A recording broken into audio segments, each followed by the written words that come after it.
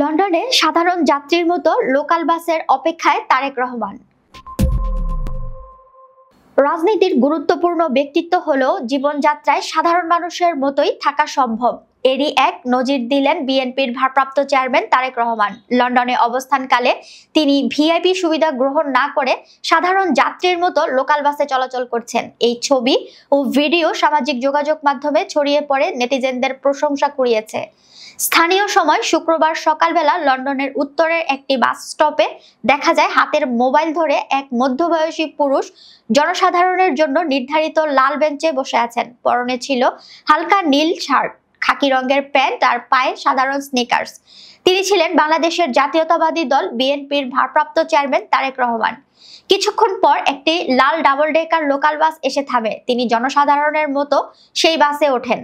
এই ঘটনার ছবি ও ভিডিও বিএনপির মিডিয়া সেল সামাজিক যোগাযোগ মাধ্যম ফেসবুকে প্রকাশ করে। সেখানে উল্লেখ করা হয়, তিনি কোনো ধরনের ভিআইপি সুবিধা গ্রহণ না করে সাধারণ মানুষের মতো চলাফেরা করছেন। এই ঘটনার ছবি ও ভিডিও বিএনপির মিডিয়া সেল সামাজিক যোগাযোগ মাধ্যম ফেসবুকে প্রকাশ করে।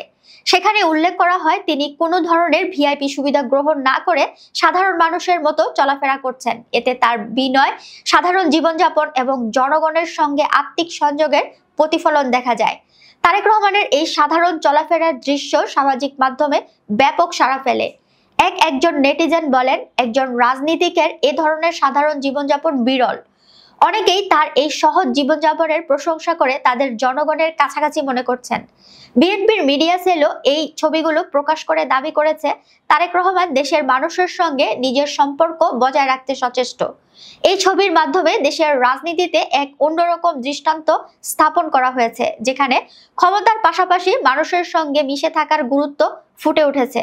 সাধারণ মানুষের বাসস্থানের জীবনযাত্রার সঙ্গে মিল রেখে চলাচল এবং সরলতা রাজনীতিবিদদের জন্য একটি বড় শিক্ষা হতে পারে বলে মনে করছেন অনেকে।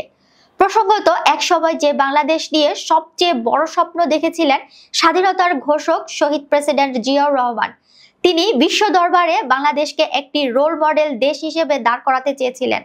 আজ সেই নতুন স্বপ্নের বাংলাদেশ গড়তে নেতৃত্ব দিচ্ছেন তারুণ্যের আইকন তারেক রহমান, যাকে নিয়ে কিছু বলার পূর্বে দুটো ঐতিহাসিক বিপ্লবের কথা বলতে হবে। একটি বিপ্লব ও স্বাধীনতার যুদ্ধ শুরু হয়েছিল জিয়াউর রহমানের উই রিভল্ট ধ্বনির মাধ্যমে, এবং অন্য একটি বিপ্লব শুরু করেছেন তারেক রহমান টেক ব্যাক বাংলাদেশ আওয়াজের মাধ্যমে।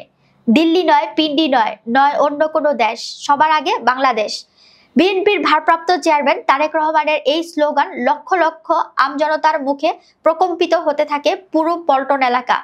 রাজধানীর নয়াপল্টনে বিএনপির 3 সংগঠনের তারুণ্যের সমাবেশে যোগ দিয়ে আমজনতাকে সাথে নিয়ে আজ এই স্লোগান দিয়েছেন তারেক রহমান, যে স্লোগানের জন্য উপস্থিত আমজনতা থেকে শুরু করে নেটিজেনদেরও প্রশংসার জোয়ারে ভাসছেন তিনি।